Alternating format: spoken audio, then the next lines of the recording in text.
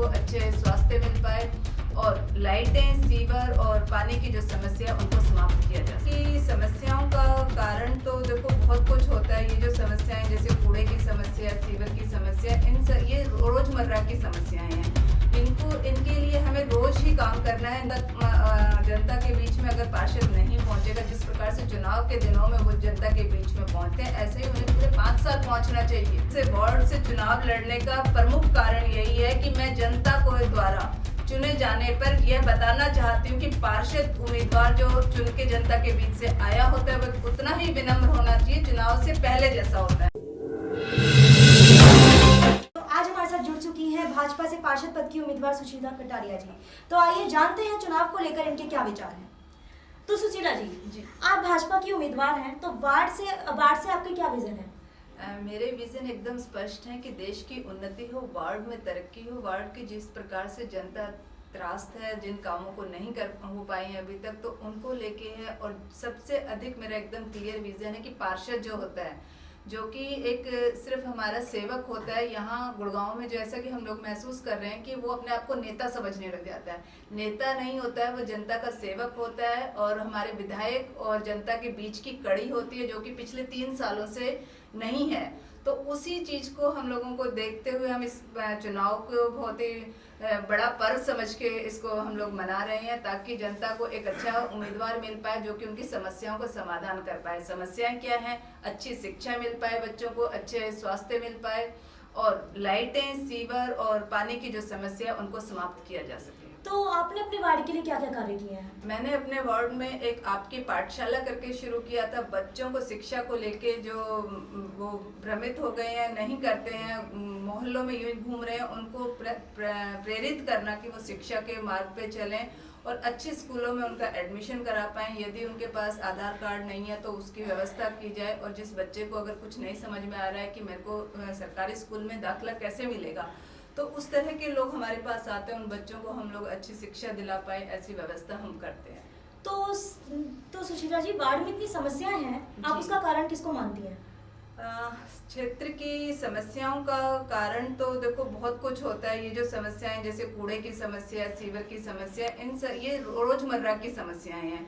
इनके लिए हमें रोज ही काम करना है, नियम से काम करना है। और मुझे लगता है कि यहाँ का जो पार्षद होता है उसकी सबसे पहले प्राथमिकता होती है, वह सेवा भाव से आया होता है, तो उसका दायित्व बनता है कि वो इस समस्या पे पूर्णतः नजर रखे। जहाँ दिक्कत आ रही है उस दिक्कत को समाप्त करे, और यदि उससे नहीं हो पा रहा है तो अपने विधायकों से वो संपर्क करे और उस समस्या को समाधान तक पहुंचा पाए।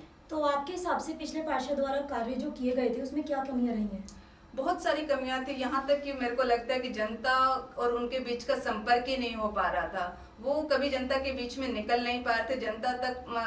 जनता के बीच में अगर पार्षद नहीं पहुंचेगा, जिस प्रकार से चुनाव के दिनों में वो जनता के बीच में पहुंचते हैं, ऐसे ही उन्हें पूरे 5 साल पहुंचना चाहिए।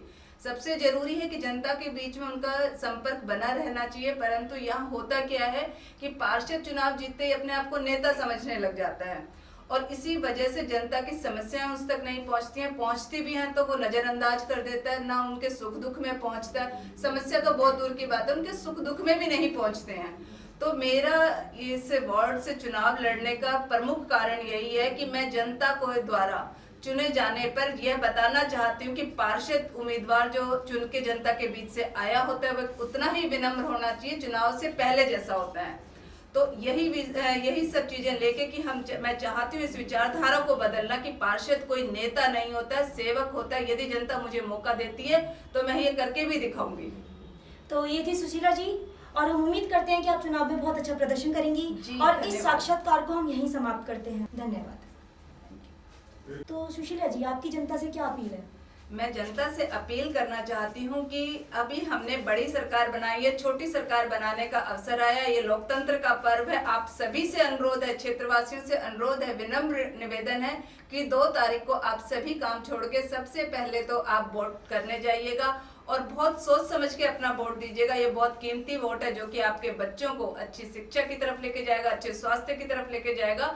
अच्छे रोड, सीवर, पानी आपको मिल पाए। इसलिए 100 बार सोच के अपने प्रत्याशी को चुने, ताकि एक अच्छा जीवन आप अपने बच्चों को दे पाए, अपने परिवार को दे पाए। क्योंकि आपने अपनी पुश्तैनी जमीनों को बेच के इस वार्ड में अपने घर बनाए हैं और आप अपने आप को ठगा हुआ महसूस ना करें।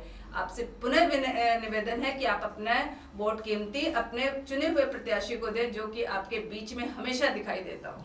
तो मैं भी आपसे अनुरोध करना चाहूंगी कि आपके वार्ड से जो भी खड़ा हो रहा है, आप उसका विजन अवश्य पूछें।